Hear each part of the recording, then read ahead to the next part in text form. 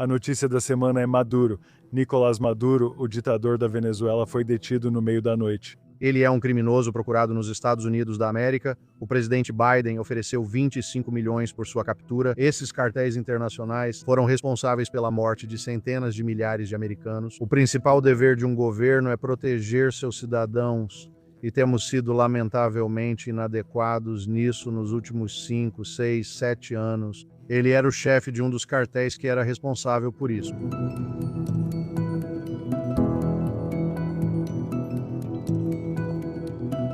Estamos de volta com mais um Standpoint. Sou Gabe Graysman. A notícia da semana é Maduro. Nicolás Maduro, o ditador da Venezuela, foi capturado no meio da noite pelo exército dos Estados Unidos da América. Algemado com sua esposa, foi levado ao Distrito Sul de Nova York para responder a acusações. A notícia saiu durante o Shabat, então na noite de sexta e sábado de dia eu não estava no celular nem no computador. Descobri sobre isso assim que o dia terminou no sábado. E obviamente morando aqui no sul da Flórida é uma notícia enorme. A primeira pessoa que pensei em ligar sobre isso foi nosso convidado desta semana, meu amigo, o deputado federal Carlos Giménez, que você viu no noticiário falando sobre o tema.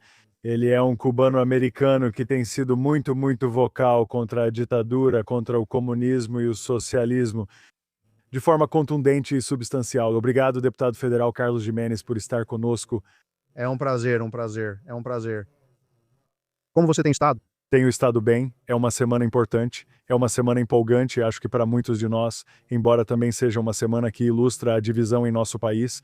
E não tenho certeza de quanto você está vendo isso pessoalmente nos seus círculos, mas ontem tive uma ligação com amigos de Nova York e eles disseram: "Você acredita que prendemos o presidente Maduro? Isso é horrível e eles simplesmente não sabem. Eles simplesmente não sabem quem é o presidente Maduro. Não quero chamá-lo de presidente Maduro. Quem é Maduro? O que seu partido fez e quais suas ações políticas com o povo venezuelano? Podemos esclarecer isso já que acompanho de perto?" Deputado, fale brevemente sobre quem é Maduro e por que o escolhemos.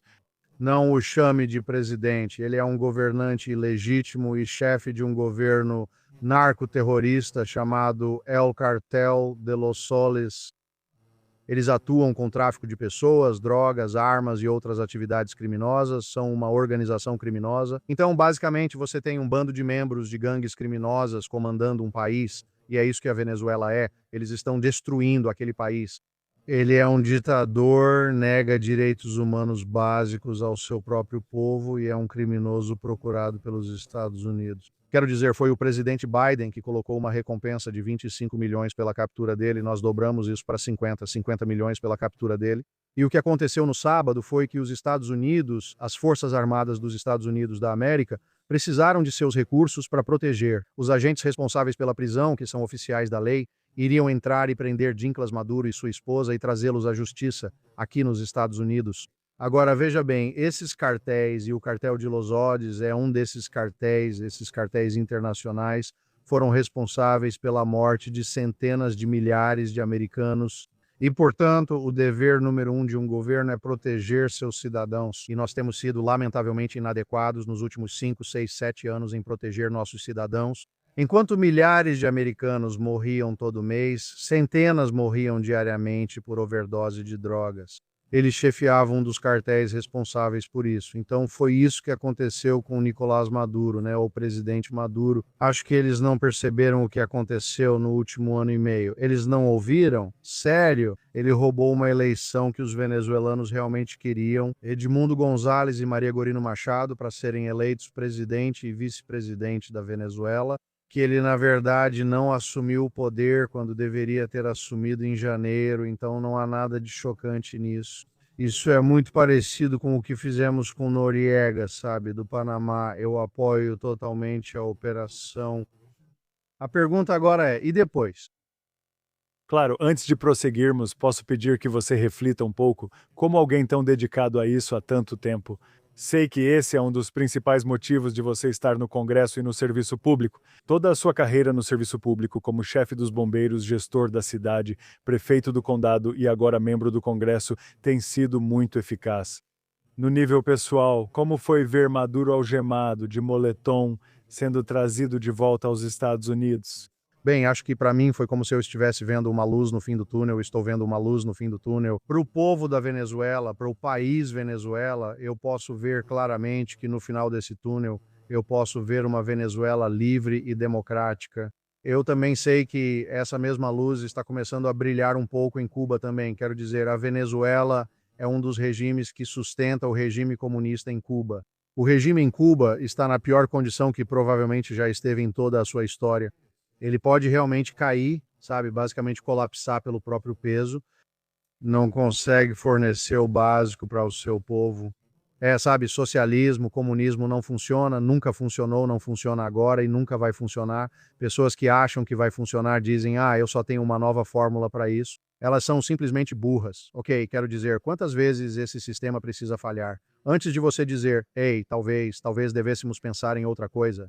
Bem, que tal o capitalismo, que é aquele que você sabe tem países capitalistas são mais prósperos e oferecem mais aos cidadãos? Por que não aperfeiçoar esse sistema em vez de buscar outra solução? Esse comunismo, você sabe, a gente sabe que não funciona, e todos esses, você sabe, ditadores, todos esses sistemas comunistas socialistas acabam virando ditaduras que negam direitos ao seu povo, direitos humanos básicos como liberdade de expressão, reunião e religiosa. Isso se repete muitas vezes, já vimos isso diversas vezes. Essa lição precisa ser aprendida e por isso acredito que há uma luz no fim do túnel, embora a jornada não seja fácil.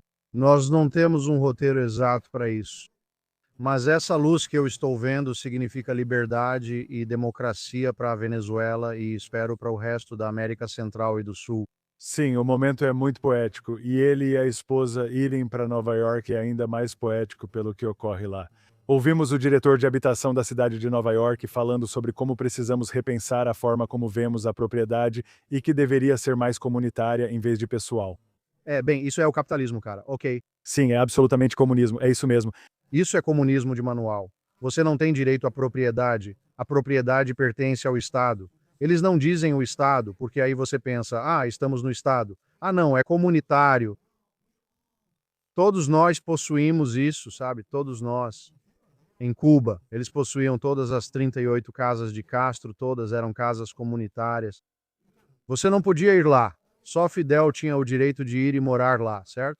Mas todas pertenciam ao Estado e não a ele, entendeu? E é esse o papo furado que você. E esse é um dos motivos pelos quais eles se tornam ditatoriais e violentos. Porque as pessoas não entregam suas coisas. Elas não vão simplesmente dizer, sim, claro, pode pegar, Estado, leve minhas coisas. Voltando para a Venezuela. Para quem comemora isso, acho que todo o sul da Flórida está, pelo menos quem tem meio cérebro, e isso inclui muitos de nós. Há, felizmente, uma dúvida legítima sobre o que vem a seguir. Ainda não foi realmente revelado, talvez estrategicamente ou não, o que vem a seguir. Ouvimos discussões sobre uma eleição. Você mencionou que deveria haver uma eleição em breve. O que você sabe sobre os próximos passos políticos da Venezuela? Bem, eu acho que o que vem a seguir é que haverá fases.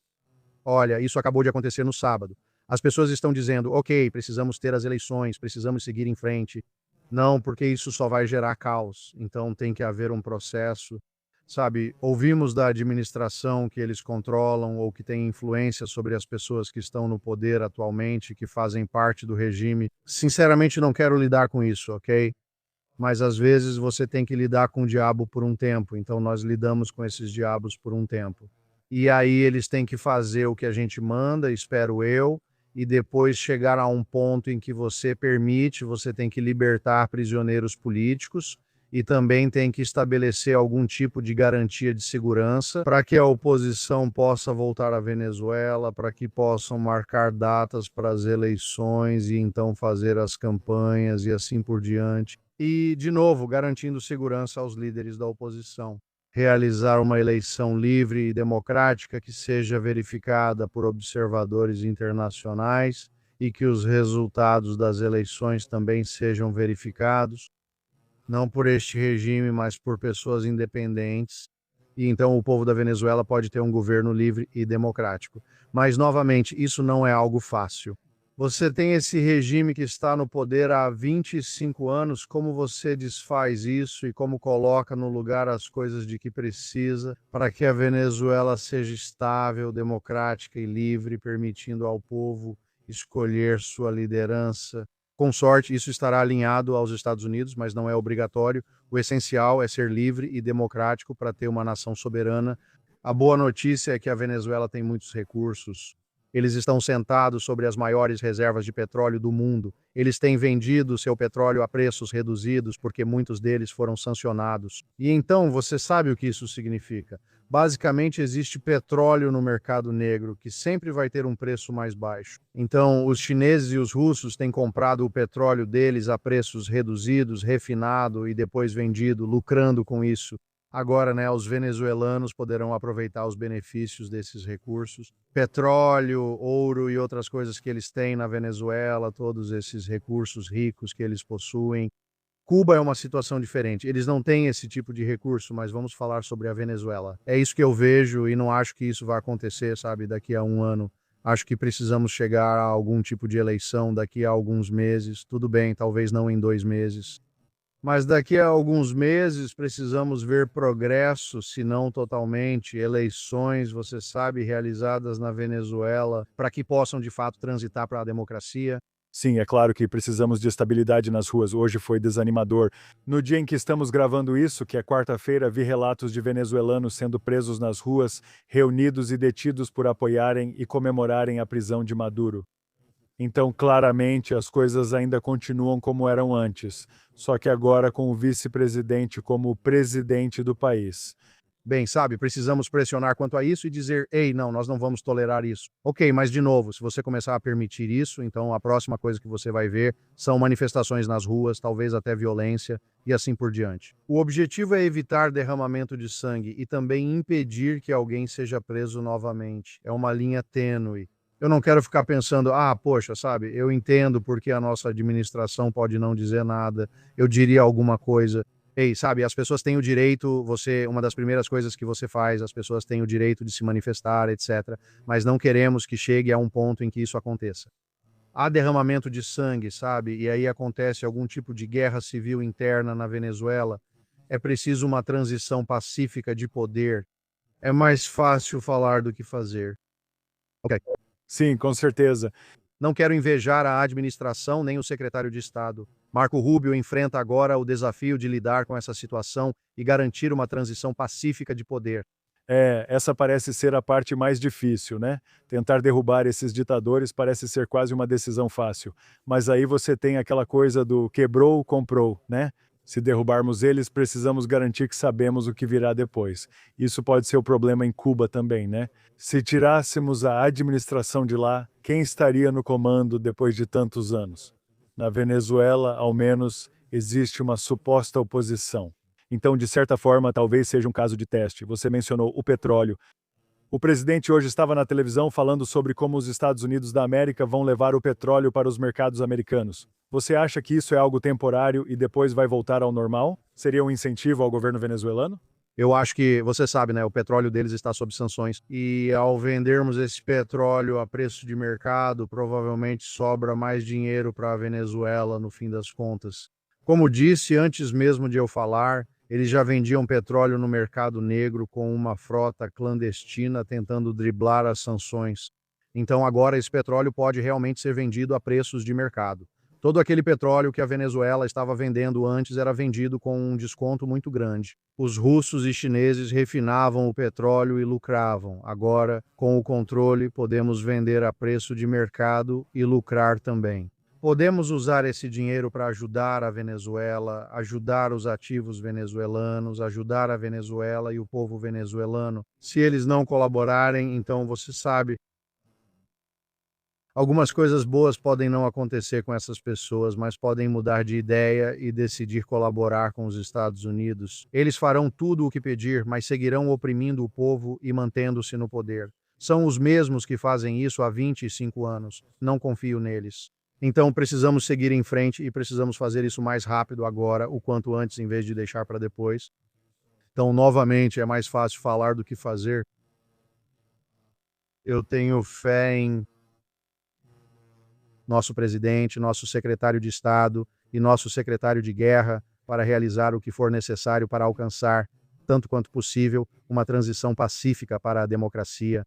Sim, e se pudermos detalhar mais para que entendam por que deveriam se importar com o que ocorre na Venezuela. Você comentou brevemente sobre os interesses americanos, ser um estado arco-terrorista trazendo drogas aos Estados Unidos da América, causando a morte de milhares ou milhões de pessoas, faz sentido, certo? Você pode ajudar? Nos ajude a entender como a Venezuela se relacionava com o Irã, Hezbollah, Hamas e China, e como esse acesso ocorria pela América Latina. Bem, sim, esse regime estava trabalhando ativamente com o Hezbollah, né? O reduto deles no nosso hemisfério ocidental é na Venezuela. Eles são aliados da China e da Rússia, por isso chineses e russos os ajudavam a contornar as sanções visando o benefício próprio. Eles compravam petróleo com desconto, revendiam e lucravam. Então eles estabeleceram bases, não bases militares, mas certamente tem bases de operação na América Latina. Cuba está muito envolvida na Venezuela. Se você reparar, todas as pessoas de segurança que foram mortas eram cubanas. E então Nicolás Maduro estava, na verdade, cercado por cubanos, Eu não sabia disso. não por venezuelanos. Ele estava cercado por cubanos, então Cuba realmente comandava a Venezuela. E se Nicolás Maduro tinha medo do próprio povo, provavelmente, ou será que Cuba já tinha fornecido a segurança? E agora quem manda? Ele comanda o aparato de segurança ou é o aparato que o comanda? Eu não sei, mas é muito revelador que eram os cubanos que estavam tentando guardar e proteger Nicolás Maduro e não o contrário. Então, você sabe, se Cuba está envolvida, isso significa que a China está lá, isso significa que a Rússia está lá, e ambos estavam lá. E então o Irã também está lá, e o Irã também estava lá, o Hezbollah também estava lá. Então, você sabe, tudo isso está interligado. Sim, absolutamente. Eu adoro quando estou analisando diferentes questões ao redor do mundo, ver como tudo está interconectado. Acho que a maioria das pessoas não percebe o impacto da guerra com o Irã no que está acontecendo aqui na Venezuela e vice-versa. Em Cuba, é tudo meio que economias paralelas, o lado sombrio e o lado vermelho, branco e azul. É assim que eu vejo. Tem havido muitas discussões, deputado, sobre o papel do Congresso. Você liga a CNN e eles só falam que o presidente não pediu permissão ao Congresso. Pode comentar isso e também falar sobre como avançar? Como você enxerga o papel do Congresso na reconstrução da Venezuela? Isso é uma ação de aplicação da lei. Isso não foi uma guerra. Quero dizer, não temos tropas lá, não temos soldados lá. Nós não declaramos guerra, estávamos prendendo alguém em outro país, com o fato de que precisávamos de recursos militares para realizar essa prisão, para que os agentes responsáveis pela prisão pudessem realmente realizar essa prisão. Isso é algo diferente e o presidente não precisa nos avisar e o presidente não precisa nos informar com antecedência. Acho que ele tem cerca de 48 horas após o ocorrido para nos dizer o que houve e o que fez. Ele provavelmente cumpriu isso poucos minutos após o evento. Então eu não estou reclamando, sabe, porque eu não fiquei sabendo de tudo isso. Quero dizer, temos 435 membros aqui. Se a gente tivesse dito ligado, tipo, ei, aliás, hoje vamos pegar o Maduro, talvez algum dos 435 tenha falado algo errado para a pessoa errada. Talvez um ou dois teriam mandado mensagem para ele. Talvez nossa igreja teria estado em perigo. Tudo bem, então eu entendo exatamente por que, sabe, aconteceu na sequência que aconteceu, e eu realmente não tenho nenhum problema com isso. E como você lida com isso, né? Ou como você processa isso? Quando o presidente fala sobre como os Estados Unidos da América agora estão no comando da Venezuela, Eu processo isso assim: os Estados Unidos da América estão no comando da Venezuela, através de suas. Acredito que nossa influência é principalmente econômica, como o petróleo, mas também há outras formas de influência. O fato de que a nova presidente, presidente interina, eu vou chamar de presidente, mas na verdade ela também é ilegítima, porque faz parte desse regime. certo? O governante, vamos colocar assim, da Venezuela pode olhar e dizer: meu Deus, Maduro com toda a sua segurança, etc, etc. Eles pegaram ele. Os Estados Unidos da América podem me pegar a qualquer momento, sabe? Então, provavelmente é do meu interesse, para minha própria proteção, cooperar ambos, porque os Estados Unidos da América têm influência econômica, mas também nossas forças ainda estão na região. Então, sempre existe essa ameaça implícita de que, além de economicamente podermos pressionar você, um dia podemos realmente ir até aí e te alcançar. Por isso acredito quando dizem que estamos comandando a Venezuela. Significa que temos ferramentas econômicas à nossa disposição que vão pressionar o regime a fazer as coisas que queremos que eles façam. Do jeito que queremos que sejam feitas? E acho que, chegando à pergunta final, se olharmos agora, quando Rubio tomou posse como secretário de Estado, eu disse: finalmente temos um secretário de Estado. Quem liga para o que ocorre ao sul da nossa fronteira, não é? Evidencia-se que a política externa dos Estados Unidos da América ignora a América Latina, enquanto China, Irã e outros países estão mais atentos à região. Temos isso não por motivos comerciais ou políticos, e não entendo o porquê. Quando Rubio e equipe assumiram, todos nós o conhecemos como mais uma pessoa do sul da Flórida no mundo político, que agora chegou aos mais altos níveis. Todos o conhecemos de algum modo, então todos ficam animados ao ver ele e sua equipe, que claramente causam impacto. Como você enxerga a estratégia mais ampla para a América Latina? Agora, sob o presidente Trump, em 47 temos o Chile com o novo presidente José Antônio Caz, JK. Eles chamam o novo partido de republicano, mas é claramente pró-América. Assim, cada país acaba sendo pró ou anti-América sem meio termo. Como você avalia a política para a América Latina deste governo? Tenho visto muitos desses países penderem para a direita, se aproximarem mais dos Estados Unidos, Honduras, Chile, agora a Argentina. Então tenho visto muitos desses países indo para a direita.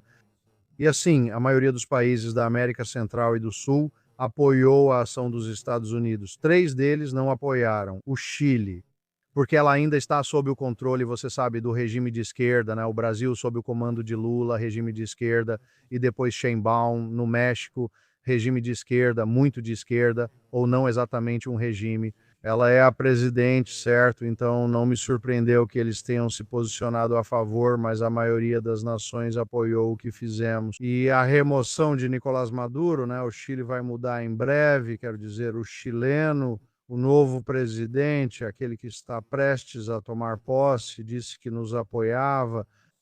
A Colômbia está envolvida porque tem o Petro, que também expressou preocupações sobre isso, mas o Petro vai haver eleições agora em maio de 2026 com uma mudança, sabe, com uma mudança de governo em agosto. Espero que volte novamente para uma aproximação com os Estados Unidos e se afaste disso, sabe? Não vou comentar sobre ele, mas não gosto do presidente da Colômbia. Agora vamos ver o que acontece com o Brasil e Lula. Parece que fico mudando de lado, mas Lula sempre foi adversário dos Estados Unidos, nunca realmente amigo. Ele quer criar uma nova ordem mundial com a China, a Rússia e o Brasil. Então o Brasil é um grande país, mas eles estão no nosso hemisfério. Olha, ele foi eleito democraticamente, etc. Então, sabe, tudo bem, você pode estar em outro lugar. Mesma coisa com a Colômbia, mesma coisa com o México, mas estamos vendo uma guinada à direita em todo o hemisfério. O que Rubio traz, o que Trump traz, eles trazem um novo foco para o nosso hemisfério, um lugar que por tempo demais ignoramos e pagamos o preço por isso, por essa ignorância. Ignorar nossos próprios vizinhos tem um preço, e acho que já pagamos por isso. Nós vimos qual é esse preço. Agora, o presidente Trump e nosso secretário de Estado tentam reverter essa tendência. Sim, e espero que eles também acionem os mecanismos econômicos que têm usado para tentar incentivar a aliança com os Estados Unidos. Ao redor do mundo, eles fazem o mesmo em nosso próprio hemisfério. Acho que haveria um impacto enorme, e vou terminar com isso. Na semana passada, vimos protestos voltando às ruas. Eles trocaram suas bandeiras palestinas por bandeiras venezuelanas, mas nem sabem se agora são pró-Maduro. De repente, eu sempre ficava esperando para ver o que esses idiotas, desculpe a expressão, iam protestar depois que a guerra acabou e os reféns voltaram para casa. Todos, menos um. Eu não esperava por isso, que eles estariam apoiando um ditador comunista. Bem, eles apoiam todos os ditadores, não se preocupe, ok? Não leve para o lado pessoal, é tudo sobre os ditadores. Tem uma senhora que sempre aparece aqui e recebe financiamento de alguém, então costuma estar presente. O que você acha do que acontece em Gaza? O que você acha? Sabe, ela é muito anti-Israel, também é muito pró-Cuba, e hoje ela está bem. O que você acha que estava acontecendo na Venezuela? E isso tudo é um absurdo, toda essa situação. Então, olha, eu disse, bem, e o que você acha? É que estamos pegando, os Estados Unidos da América estão pegando o petróleo? Minha resposta foi, Acho que você vai perder seu financiamento pessoal, já que esses grupos provavelmente recebem dinheiro do mesmo lugar, e tenho certeza de que a Venezuela financiou essa pessoa. Ok, então todos esses esquerdistas, sabe, vou citar um nome, Soros, certo? De alguma forma, organizações ligadas ao Soros, certo? O presidente disse ontem em seu discurso que ficou impressionado com os lindos cartazes deles. Ok, caros, então de onde eles tiraram tanto dinheiro? Ok, impressos, lindos, bonitos, ele disse. Era um tom de amarelo lindo. Ok, e que a gente precisava de alguma forma contratar essa mesma pessoa para o nosso uso, sabe, no Partido Republicano, porque ele fazia cartazes lindos ou ela fazia cartazes lindos, mas tudo aquilo ficou meio estranho, meio obsceno. E então, como é que eles conseguem juntar todo esse dinheiro tão rápido? Para todas essas causas, tem que haver um lugar central para todas essas causas. Qual é, sabe, a coisa que unifica eles ideologicamente? Ideologia de esquerda, extrema esquerda, comunista, socialista, é isso que os une, e um ódio por Israel. Isso também os une, certo? E por quê? Porque Israel é um país próspero e capitalista. É uma democracia, não é? Então essas pessoas simplesmente odeiam democracias, sabe? Sim, isso também lembra a eles que existe um código moral na Bíblia pelo qual muitos deles não vivem, tantos deles, e ouvimos tantos pontos de vista diferentes ao longo dos anos de pessoas diferentes sobre o motivo, o dinheiro. O único ponto positivo, deputado, é que quase todo o dinheiro e influência vem do exterior, não de americanos, sendo apenas influência nos Estados Unidos. Então, se conseguirmos manter o dinheiro estrangeiro fora das universidades, dos protestos e de coisas desse tipo o máximo possível, não apenas expor isso, mas realmente bloquear. Na minha opinião, estaríamos em uma situação muito melhor. Nós temos direitos constitucionais aqui, quero dizer, você tem o direito constitucional de expressar sua opinião, e é por isso que vivemos nos Estados Unidos da América, sabe? E eu tenho orgulho disso, e vou defender o direito deles de fazerem isso. Sim, mas se você age a pedido de um governo estrangeiro que dita o que e como você deve dizer, Você também pode fazer isso. É por isso que vivemos na América, o melhor país do mundo, mas se perguntar a muitos manifestantes, ei, você sabe pronunciar Venezuela? Tenho certeza que eles nem sabem pronunciar Venezuela. Por que estamos aqui? Qual é o protesto financiado de hoje? Isso, eu estou sendo pago por isso, porque eles são profissionais, manifestantes profissionais, sabe? Não que eles realmente acreditem nisso, talvez até acreditem, mas estão sendo pagos por isso, e é assim que eles se sustentam. A mulher de quem falo está sempre aqui. E você? Como assim? Você está sempre aqui? Não trabalha, certo? Então alguém está pagando para você protestar contra tudo. já encontrei ela antes e queria ir atrás dela, mas percebi que ela tem tipo 1,47 m por aí, É, ela é mesmo. e uma senhora frágil e mais velha. Ela parece mais velha pessoalmente do que no vídeo, então eu meio que deixei ela em paz. Sim, sim, sim, sim. E a propósito, o nome dela é Sue. Susana. Ok, não é Medeia. O nome dela é Susana. Ah, o nome verdadeiro dela é Susana, entendi. Então certifique-se de chamá-la pelo nome verdadeiro. O nome dela é Susana. Eu chamo ela de Sue. Ok? Ela não gosta disso. Vou me lembrar disso. Deputado Gimenez, obrigado por esclarecer e aprofundar o que está acontecendo. Hoje as pessoas só se interessam pelas manchetes. Agradeço por explicar melhor e ajudar as pessoas a entenderem a semana importante na América. Obrigado, é sempre bom te ver, Gabe. Obrigado. Curtam, sigam, inscrevam-se e até a próxima.